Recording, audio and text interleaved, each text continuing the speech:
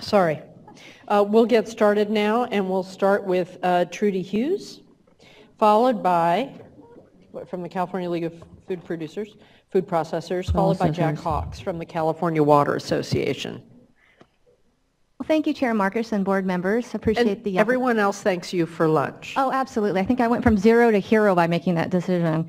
I'm Trudy Hughes, California League of Food Processors, and I'd like to just echo the praise from everyone that has been up here so far, to the staff and certainly to the board, for taking on this highly challenging and complex issue. And we certainly understand how difficult this has been for everyone, and we just want to be part of the solution moving forward.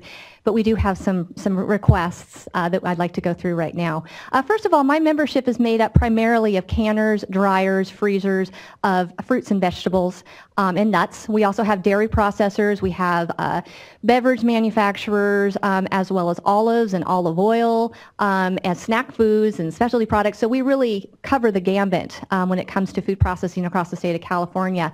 The food processing industry directly employs almost 200,000 Californians across the state, and we contribute $82 billion in value added to the California economy. So we're a very large sector, and we're one of the economic drivers in the Central Valley, where a lot of my members' plants are located. And as I don't think I need to tell anyone here about some of the challenges that the Central Valley faces economically, and certainly with water quality and water availability.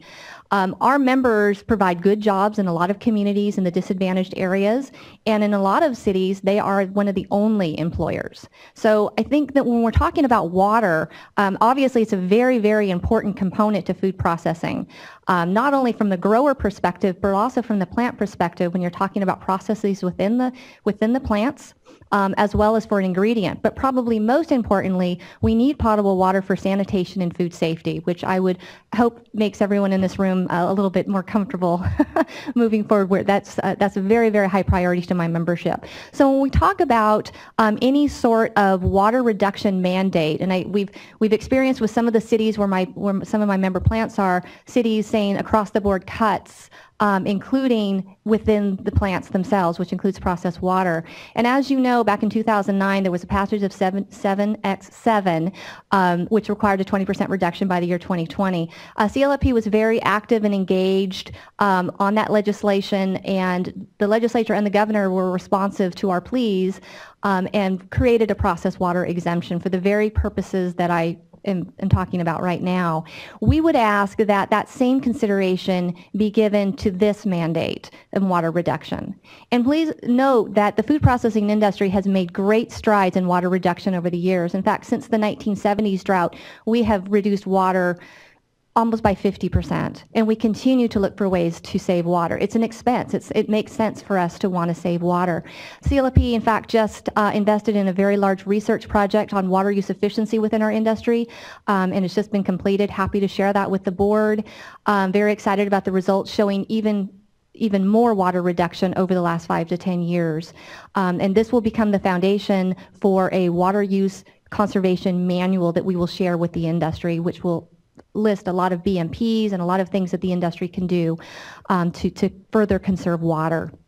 But I really feel strongly that we need to have a dialogue with our local agencies about how we can partner, but processed water really needs to be taken off the table at this time. We're just about ready to go into tomato and apricot season and peach season, so we're going to have truckloads of produce arriving at our processing plants. And if we have city managers and city officials coming to our processing plants saying you need to cut your water use by 35%, we're going to be turning those trucks away with nowhere for that produce to go. So it's very important that we have some certainty in what our water demands are going to be. We have absolutely no problem with the 25% cut for landscape. We have no problems with conserving water for use within the plants for bathrooms and for kitchens and things of that nature. But when it comes to the processes and the sanitation within our plants, that water just can't be touched at this point without some very, very serious logistical issues. And we can't just turn a switch to conserve water. This is something that takes years to do, and it's going to be very, very difficult logistically to make these things happen. So I just want to bring that to your attention. We're not trying to not be a good steward of the water, but we definitely want to make sure that we're not losing jobs and undermining our economies in the Central Valley that rely so heavily on these plants moving forward.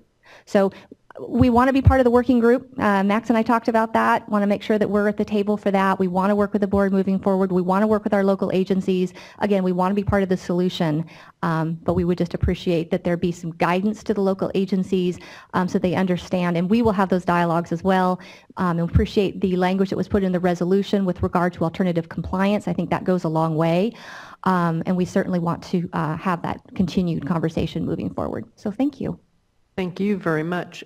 Questions? I mean, the challenge of just exempting a whole industry is that it's across, we can't do that across the board without every industry coming in, at least that's my opinion. But we're special. But we do not, yeah, everyone is so special. No, they are, but I mean, clearly our intent is not to inhibit the economy, and you're right, there may be water agencies, and there have been water agencies who haven't understood our regs, and then what we were even proposing, and then given notice that was, I can understand, very alarming to people. And so we're committed to stepping in that case, but I'd be interested in stuff we can do short of an exemption and staff can engage, because we are going to find those anomalies where folks don't get it or they do something that's against their own community's economic interest, et cetera. It's out of 400, it's going to happen somewhere, but by and large, we're counting on water agency managers who are quite professional to not be doing that. So I'm curious as to people's thoughts. I just totally agree with Felicia on this one. You know, I understand, and like everyone really is quite special.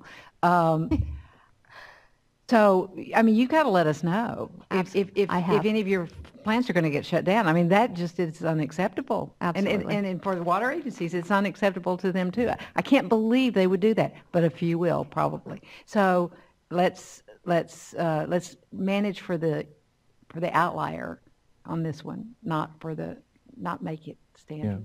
Yeah, I just want to echo this, and you mentioned, thank you for mentioning the provision in the resolution. Is that, do you think, enough of a, you know, if we placed enough there, short of an exemption, because I can't, I'm like my colleagues. We will see. We will definitely work with staff. But I would say that was the purpose of that. This is something through this month that, you know, really came to the top for me, is how do we approach the issue of economic water? You know, the water that creates economy, as opposed to outdoor landscaping, you know, and making sure that folks get this message clearly. And yet, I want to acknowledge what you said in your remarks, which is you've developed a water conservation manual for the industry. And that's a great, it's an important step forward in that dialogue to really show, yeah, this is where we can get the lower hanging fruit within the industry. And I had some experience with that in the 90s when we were working with Silicon Valley chip makers and that sort of thing. You know, it's that old adage, you open up the hood, you look inside, and you're probably going to find some opportunities for water savings that save you money at the same time and energy. So we can meet a lot of goals by rolling up our sleeves. So I just want to make sure that we have a place for this, and that folks understand loud and clear, the water suppliers we're working with, that we have to approach each situation, you know, with a unique lens and recognize the economic value of water in local communities. Thanks. Thank you so much. Did you want to say, because I know you helped craft this. Well, I just have to say that this area really troubles me, and I absolutely understand the points that have already been made, but at the same time, probably because I'm more familiar with ag, I'm sure that there are other industries, you know, in the commercial sector that would raise similar concerns. So I'll just speak to ag.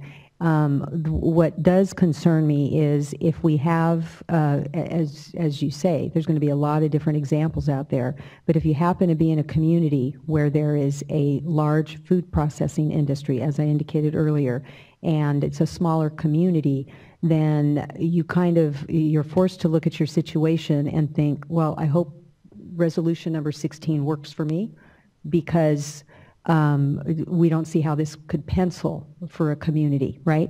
But then if you look at resolution 16, it actually refers to alternate method of compliance, which isn't very transparent.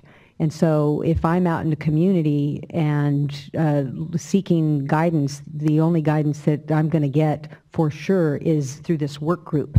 But in the meantime, there needs to be a process set up. And Mr. Rose and I were talking earlier, I think, something in here about if a request is made, that there be a, prompt action, directing staff for prompt action. We can talk about this, when we wrap things up.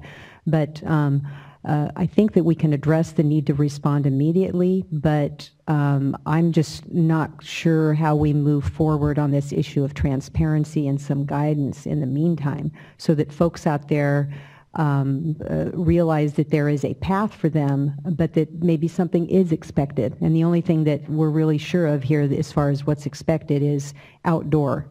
I think we're sending that message loud and clear.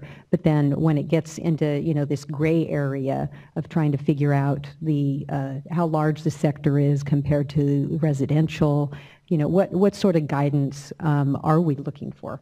I think we should think about examples, at least at the very minimum, but we should think about language that gives folks some comfort of our intent. And the reason for doing alternative compliance is to put people into a compliance mode where they are doing everything they can versus getting a free pass based on the circumstances. But it would have to be somewhat unusual. That's why I think this is a good example.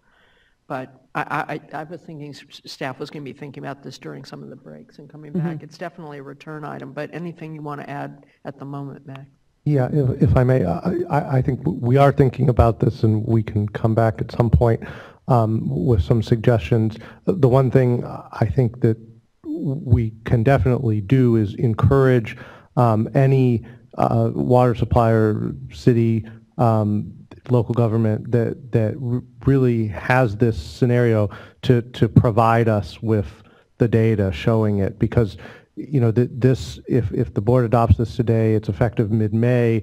The first numbers don't come in until mid-July. So there should be time for us to work through basically any requests and really evaluate the need for alternate compliance. Can I just add to that, though? Hi, over here, that we just need to be careful, because I go back to the comment under the drought update from the folks from the pool industry that may look at similar job employment impacts that are current for them, and coming in with those same types of requests. Well, I think you're right, and that you're absolutely right, and that's a right point to make. But to look at some of the more extreme circumstances, and that's hopefully creativity. We can give a little more language than in 16.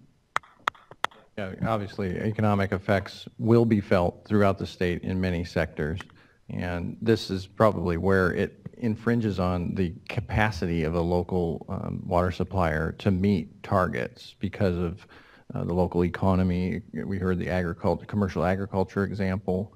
This may be significant in certain communities. So I think we just want to give people the comfort that we're very cognizant of that dynamic. And as it arises, we'll be interested in helping work through it with you at that local level. And as with everything, not a loophole you can drive a Mack truck through. Next we have Jack Hawks from California Water Association, followed by Denix Anbia from Weshack.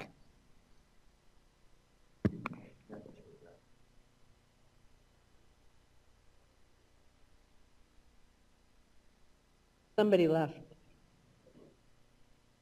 I'm Jack Hawks, Executive Director, California Water Association, on behalf of the PUC-regulated water utilities. Madam Chair and the board members, we're very supportive of the whole process here. Appreciate the staff's work. We just have two concerns, and we hope you'll accept some edits and a couple of phrasings. Section 865C1 reads in part, each urban water supplier shall reduce its total potable water production by the percentage identified as its conservation standard in this subdivision. I think I may be a voice in the wilderness here because nobody else has brought this issue up, but I'm taking that phrase literally. And literally, if I'm in 20% conservation standard and I get to the 26th of the month in August, I paid 80% of my August 2013, or I guess Yeah, 2013 water production. I have to terminate water production for the last 5 days of the month. That's the way I'm reading that subdivision, that phrasing there. Terminate shall reduce its total water production to the percentage. So if my customers aren't conserving to my conservation standard in a given month, I'm reading this that it's requiring the water supplier to terminate water production or not be in compliance with the regulation. And I hope I'm misinterpreting that, but if I'm not, I would respectfully like to have the regulation read, each urban water supplier shall implement a customer water usage reduction program designed to reduce its total potable water production by the percentage identified, etc. It's obviously, if you take it literally, you as a water supplier, you can't terminate production. You can't stop serving your customers. There's obviously too much health and safety and liability risks. And so what we're risking then, I believe, is violating the regulation. I absolutely don't want to do that, especially if I'm actually doing everything and more that the Water Board is asking. So I'm just suggesting that we rethink this one phrase here and get the exact language in that the water suppliers are actually going to be doing to comply with the intended objective of the statewide 25% reduction. Well, but if you just say that they should do a plan too, then we would be enforcing on your plan, which is the march of I heard the what road staff to insert your location. No. Well, I heard what the staff said this morning. I have that problem with that later section in 865. I don't think that language should be changed for the non-urban, the smaller systems, the non-urbans. But I really think we have a problem here, and it's a big one, because we can't. You have to keep it in the context of section D, subdivision D2, which says compliance with the requirements of this subdivision shall be measured monthly and assessed on a cumulative basis. Right. So that doesn't really bear out your scenario that you just described. Well, I took a single month, but it could, even on a cumulative basis, it could occur. So we just all need to be cognizant of the fact that there may be some necessary non-compliance with the regulation in order to continue serving our customers, especially if we're doing everything. And for us on the PUC side, it's even worse for us because we have a legal obligation to serve that comes with our franchise service territory. And so we actually have the water and we don't serve. We are required to serve every customer who requires it. So we got legal issues on our side, but I think for all the water agencies, there's an issue here. So just to consider that one. I have another one as well. Can I just turn to staff, because you've obviously thought about this. I did not read it that way, but I wasn't reading it with my lawyer eye. I don't think we read my it lawyer eye that way either. Yeah. I'll turn to my lawyer and his eyes, but I certainly don't read it that way. I know. The first time I saw it, I didn't read it that way either. But the second iteration, I said, good grief. And then a couple of our attorneys actually caught this and said, hey, you better do something about this. So. Well, you would be in violation attorneys, that's what you're supposed to do actually when you're in law school. You're supposed to do worst case scenarios. It's like that's how you get points on tests. It's when you carry it over into how you advise your clients. You're supposed to advise them of it, but then say how realistic it is. Just my little tip for lawyers. I'm not sure I'm understanding it. It's like you wouldn't be in violation for continuing to serve your customers, but you'd be in violation for not meeting the target. Right. That's right. Certainly that is a possibility, but there's no intent, and I think that it's already been mentioned that the compliance being assessed cumulatively is intended to address the fact that we're looking for the targets to be hit, the conservation standards to be achieved at the end of the effective period of the regulation, 270 days after it goes into effect. The compliance points are every month when we get reporting. We're not going to even have the ability to know where somebody is and tell them what they need to do until after the month is over. But once we get that feedback from the reporting, we're going to want to take every reasonable effort we can to remind them of what they're obligated to do, and put them in a position to be able to do that. So whether that's enforcement or assistance, and sometimes they may be the same thing, that's what we're going to do. But as I mentioned during the discussion of the change sheet, the intent of the regulation is not to require actions that are intended to hit the conservation standard. What we're trying to do is have the conservation standard itself be the performance standard that is achieved. So I don't see any reasonable scenario where somebody would stop serving water to achieve that performance standard. That's not how I understand the board does its enforcement ever. That we would be cutting off somebody's nose to spite their face. It's or ours. It's simply to get them to where they need to be. So if they did everything they could have and were exactly on track, but for the last 5 days of the month, then they could come to us, because we won't have gotten the reported information yet, and say, how could we do this better? What else could we do? And we would work with them. That's the intent of the entire regulatory program. Try the second issue. Okay, well, obviously, nobody's going to turn off stop serving their customers, and the And intent. But I nobody's just going to say, nail if you you with take a literal reading of $10,000 it, a day penalties for that. yeah. There But may it's- be things that get $10,000 paid penalties over time, but that comes I way at understand, the yeah. end, and a lot of disregard for a lot of things. Oh, believe me, I understand. I think this is a problem we're going to have to keep paying attention to in the future. The second issue is the use of the phrase several times in the emergency regulation to prevent the waste and unreasonable use of water. Just to be very brief, because this has been brought up before, that language we think could be used to interfere with the reasonable and beneficial use doctrine.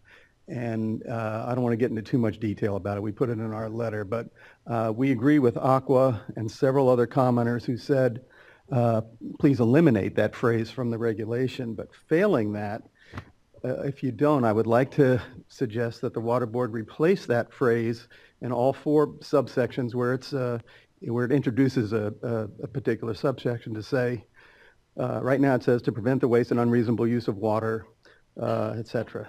I'll just give an example. 865C1, the same one I just did. Instead of, it starts off to, I would recommend that it say instead to prevent the non-essential and prohibited uses of water, and to promote water conservation and water use efficiency, and then continue with the subsection. I just think that might save us all a lot of grief down the road if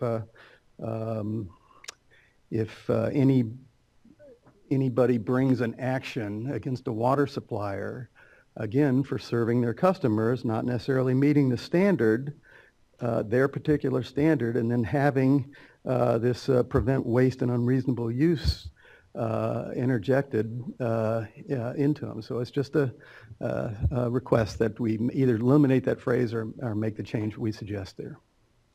Just lastly, does the exclusion in the production of water use that's in the regulation that says that you exclude imported water that you export to another service area. Some of our companies are signing contracts now with municipalities and water districts and counties in the Central Valley to provide them with emergency supplies. And they either have a direct intertie or they're extracting from fire hydrants, and they want to be sure that that is not included in the definition of water production, so it doesn't count against them. That's my understanding, because I did a number of engagements with folks who were worried about that. We obviously don't want to inhibit the production and transport of emergency water, so I'll turn to staff.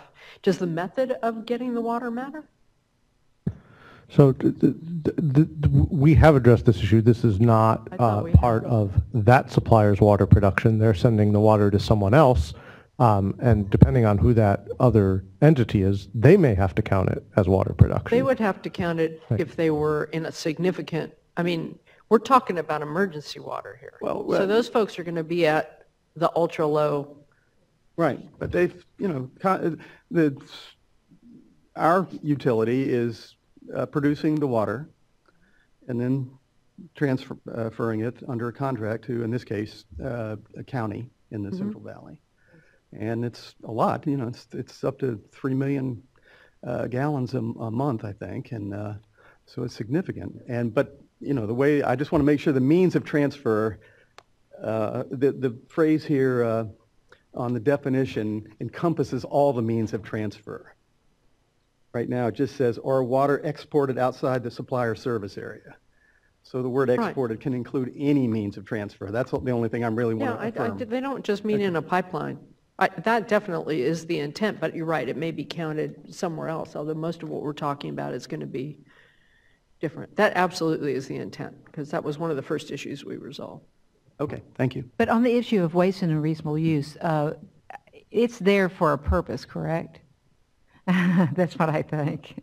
It was definitely not just put in there unintentionally, but I think that the best place to look is the description in the resolution, and I understand that people don't take enough solace in that because the term is considered loaded, but changing the term would be referring to something that is not one of the board's authorities. The board has authority to prevent the waste and unreasonable use. As it mentions in whereas paragraph number 15 of the resolution, nothing in the regulation declares any use to be a waste or unreasonable use, any use or practice. So having been through this recently with other emergency regulations where things were declared to be a waste or unreasonable use, this is different in that it is not doing that. It is expressing the board's authority and the severity of the situation and the desire to prevent waste and unreasonable use. And let me suggest that your attorneys actually should talk with our attorneys. I will, don't worry. Because I think part of it is an attorney thing. Sorry. Yeah, Well, if that I doesn't My work, tell them apologies they'll to have our to two talk. attorneys. If that doesn't work, tell them to talk to me. So. Here, let me just say, as an attorney thing, I had an opportunity last week, as we were preparing the final draft of the resolution, to interact with a few of the Aqua attorneys who had submitted the comments, and we were able to incorporate many of their suggested revisions into that whereas clause 15, and it is specifically designed to highlight the point that Mr. Rose is making right now, that nothing is being declared a waste or unreasonable use. And I will be perfectly honest that, you know, part of there are multiple reasons, not the least of which is this is a core part of the board's authority that we make that a basis for these regulations. But simply as this drought deepens, it's important to highlight just the magnitude of the type of problems that we're facing and the core authorities that need to be invoked in order to help the state persevere through this crisis. And then the other thing is, I will say that there are some in the Aqua community who actually felt this kind of language was helpful for getting their message out to their local agents or local customers. Oh yeah, well, it's when you do it in the context of the customer, obviously it's forceful and it works. I was thinking in the context of the water rights holder, not the context of the customer. That's why we brought it up. Thank you. Mr. Ambia? Ambia, oh, I got it right the first time, followed by Dorothy Rothrock from the California Manufacturers and Technology Association. Good afternoon, Chair Marcus and members of the board. I am Denix Ambia, the Public Works Director from City of West Sacramento. First of all, I would like to thank the board and the staff for giving us this opportunity to make comments and also for incorporating some of our previous comments into the proposed regulation. Thank you for that. Your staff have been great to work with. In the past, I don't know how they do this, but anytime we call them, I tell my staff, don't expect them to pick up their phone because they'll be getting zillions of calls, but they do. They do pick up the phone and answer all our questions, and thank them for that. I know you're pressed for time, so I'll keep my comments very brief and up to the point. First of all, I want to assure you that the city is doing everything possible to conserve the water as much as possible, because we understand we are in this together. We need to accomplish this as a team. However, I would like to express 3 specific concerns with the proposed regulations that I'll bring to your attention. The proposed regulation applies the conservation standard to the water consumption from 2 years ago. It does not account for the growth in these last 2 years. For example, our city has experienced considerable growth both in residential and industrial sector during these 2 years, and it continues to do so. Especially, many food-based industries are moving in because of the high quality of water that we have. I request some adjustment be made to the conservation standard to account for the growth in the cities. For example, our population has grown up, and the industries and commercial uses have gone up. However, the conservation standard has been applied to a fixed number from 2 years ago. So I wish there is some kind of adjustment to include the population growth, etc. Secondly, as you know, most of the opportunity for water conservation comes from reducing outdoor watering. In our region, outdoor watering is at its peak during summer, which placed our city in a higher tier. In winter, outdoor watering is almost zero, and our water consumption is as low as many other cities in a lower tier. However, the conservation standards are established based on summer consumption and applied to winter consumption also. I think one other city brought this up earlier. I believe it was City of Lincoln who brought this up. So I request a separate conservation standard be used for winter months based on winter consumption, because our winter consumption is very low. And we feel it is unfair to establish the standard based on summer consumption and then apply it to the winter consumption also. I understand the conservation standards is a cumulative process. However, we believe that taking that number from summer and applying it to a cumulative process is also not fair. Thirdly, the conservation standards are established based on residential consumption, but apply to all sectors, including industrial uses. This is not equitable for cities like ours, which has proportionately higher percentages of industrial uses, specifically food-based industries. And this issue was also brought up before. I'm not talking about I'm talking about the water that's used for the production, for the manufacture, not about the outdoor irrigation. That we understand that. Restrictions on these industries will have an adverse impact on unemployment, which our city is already struggling with. The proposed regulation does allow a modification factor for commercial agricultural use. I request a similar modification factor be allowed for industrial and commercial use. Again, thank you for the opportunity to comment. Thank you. And I just encourage you to think about our focus on outdoor irrigation. If your summertime use is high and your wintertime use is low, that by definition means that your outdoor water use is high.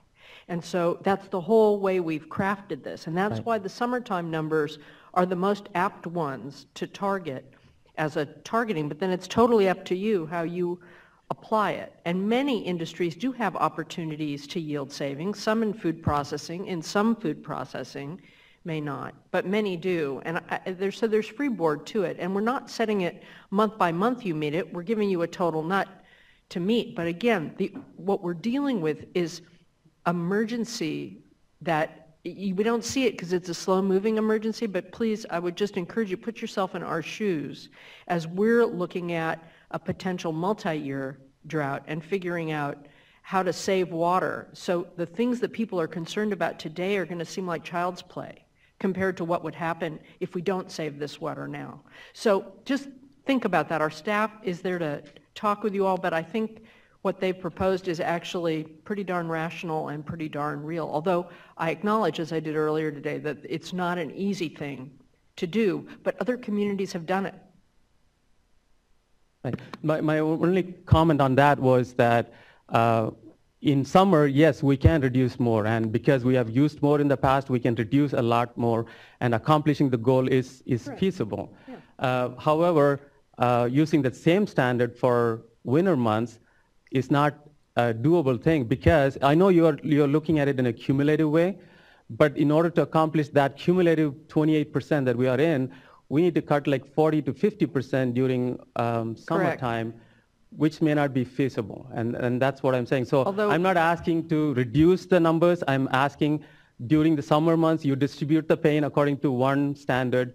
And during the winter months, we have a different standard. So you distribute the same pain. The ultimate goal is we reduce the same, but it's a different methodology.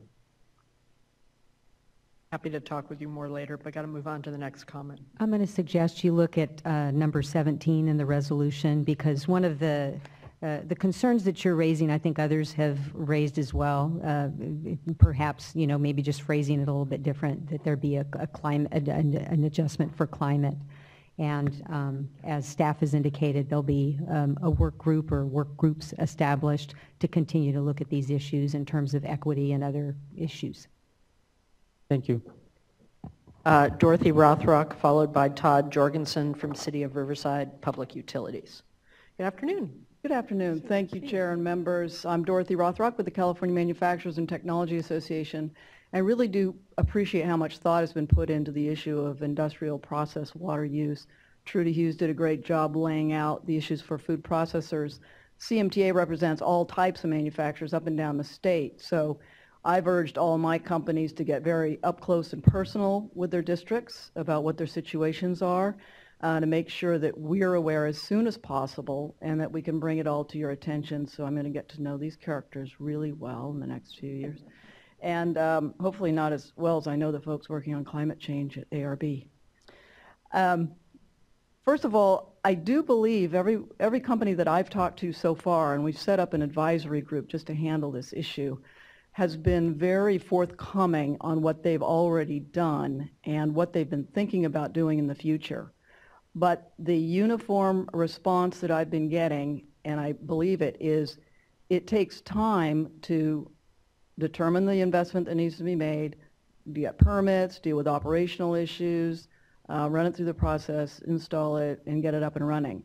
So the emergency time frame of this just doesn't match the kinds of decision making that needs to go on in industry. But that doesn't mean that this hasn't prompted us to start heading down that road.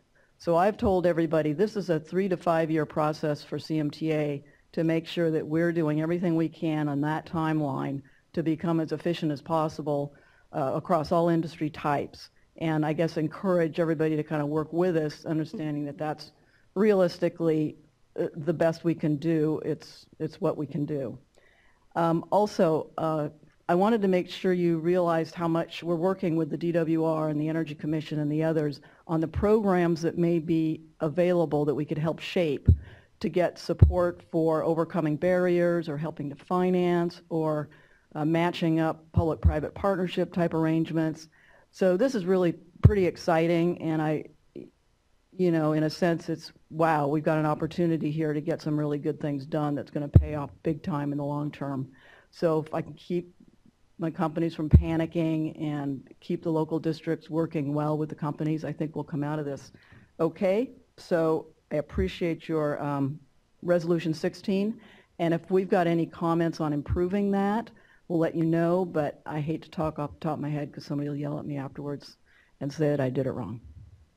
Thank you very much. No, thank you, and we look forward to working with you. I've managed a lot of waste minimization campaigns in the past and found working with industry a lot of time, because you're saving money, but it does take a little bit of time. I've also found that local communities are very sensitive to their job creators, and so I'm anticipating that the kind of issue we talked about with Ms. Hughes is going to be the exception rather than the rule, but happy to get to know you better, and we'll make it as pleasant as possible. Right. Well, thank you. Appreciate I'll the take that as a commitment.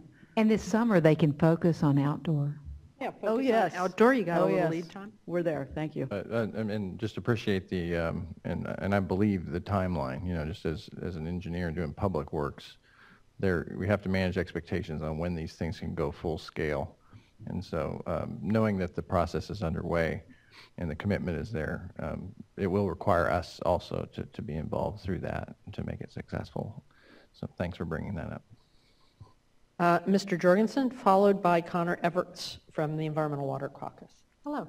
Hi, good afternoon, Madam Chair, Board, and staff. I'm Todd Jorgensen from the City of Riverside, and I appreciate this opportunity to speak before you regarding the emergency drought regulations. We too commend the Board and staff for their efforts in implementing the Governor's orders. We understand it's a difficult order, and we appreciate the effort they put into it, and no doubt the many hours and lack of sleep. As you may be aware, the City of Riverside relies exclusively on groundwater and has not imported water since 2008. This has been made possible by our water conservation efforts, as well as large investments made by the city. Our community of 300,000 has invested over $100 million over the last 10 years to eliminate our dependence upon imported water. Our groundwater basins are naturally recharged and have been adjudicated based on a 40-year hydrological cycle. At this time, we have significantly more than 4-year supply, and our conservation efforts will have little to no impact on the state's water supply situation. Furthermore, we are not able to bank or conserve the water that we save. We request that Section 865C2 be modified to allow water suppliers whose supplies include groundwater to apply for inclusion in the 4% reserve tier if it can be demonstrated that they have a minimum of 4-year supply, do not rely on imported water, and their water supply is recharged naturally. Staff has expressed, your staff has expressed a reluctance to consider including groundwater in this category. Our basins have been under court purview for more than 45 years, and we have a substantial data and modeling to back our claims, and we would appreciate an opportunity to make our case. On the other hand, we are not sure how we can meet the state's 28% target for us, as we believe it exceeds all of our residential outdoor use. If we are successful in being reclassified to the lower tier, we will continue our water conservation efforts as it enhances our resiliency. As an example, we have replaced about 1.3 million square feet of turf in the last year since the governor made his last request. Again, we appreciate your efforts and we thank you for your consideration. Where is your water use then? What tier are you in? 28%? I think it's 6 or 28%. So why can't you save? I mean, if you're not watering outdoor landscape that is not being used, basically, why isn't that water just staying in the ground and it's there for you for the future? I mean, I don't understand the no savings Yeah, the way thing. the adjudication works is we have a rolling average of 5 years where we can extract so much water and use it. And so we have, because of the rolling average, it really does us no good to have a peak one year or a deficit another year. We try to keep it as smooth as possible because either that peak rolls off or the short year rolls off, and then we're back into the same boat. So because of the adjudication, we have to maintain an even extraction. And so if we have 1 year where we extract underneath that amount, we simply lose the opportunity to use that in a future year. It's not banked for us. But so in your adjudicated basin, is it in a non-medium or high-risk basin in general? I believe it may fall under a high-risk basin at this point. So somebody's at risk in that basin. So you'd be preserving your adjudicative rights, but someone else might run out of water at some point. I can't speak for the whole basin. This is the complexity of the groundwater It is issue a complexity, understood. in an adjudicated basin. We're one of the few agencies that is able to extract from the basin. Everybody else is overlying. And so I can't speak for those who overlie it. Those of us who are extracting, we stay within our rights, period.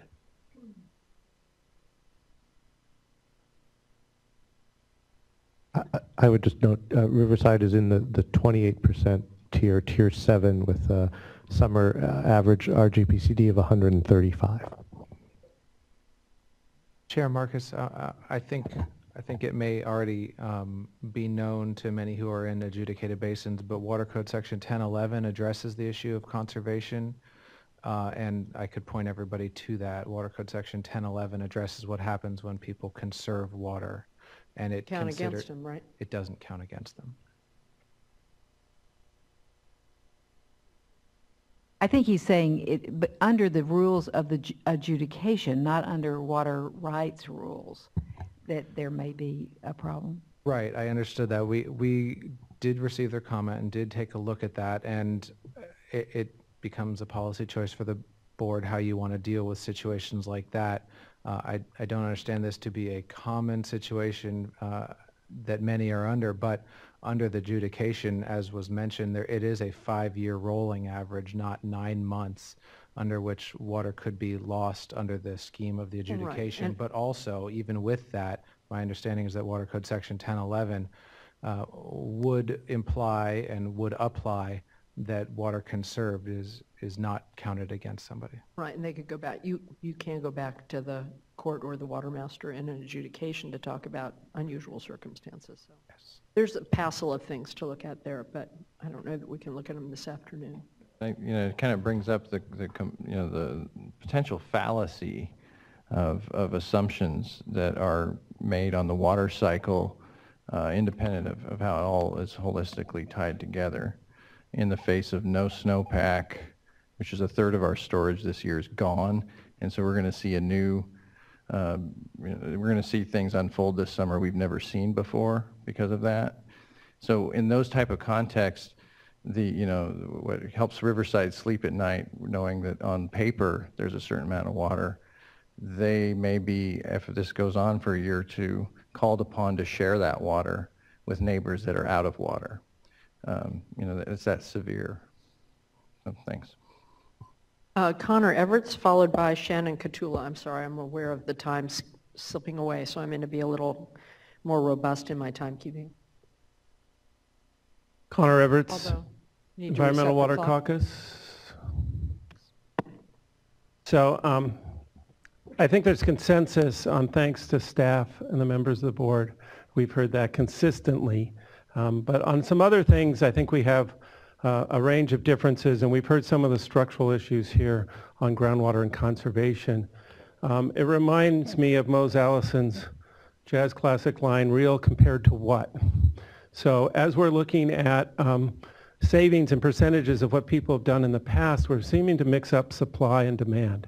What we're really talking about here is demand management, realizing that water is a finite resource, and realizing that we may just be in the midst of not just a drought, but long-term climate change. And having been to Australia, which was really on the bleeding edge of their millennium drought, that was 12 years. So assuming that we only have a 4-year supply, which General Manager for Southern California Metropolitan Water District keeps saying that we have enough storage and supply, that's sending the wrong message to people. So I want to thank you for making this historic mandatory restrictions. I came before you over a month ago asking you to do that. I actually asked for 55 gallons per day per person, but you've gone to the hard work of breaking this down to the percentages. And I want everybody to get on board. Mark Twain's quote was, I like progress, it's change I have a hard time with. And I think as we move forward here, we're going to see this change is going to happen. And it does snowball, and you can see that that's happened with Met with the 11 million square feet. Now they're looking at $100 million, way beyond a $19 million budget out of $1.7 billion that they never had fully spent before. Now they're going to have to backfill it again and again. I was just at the World Bank in DC on a panel on water security, which really means the human right to water.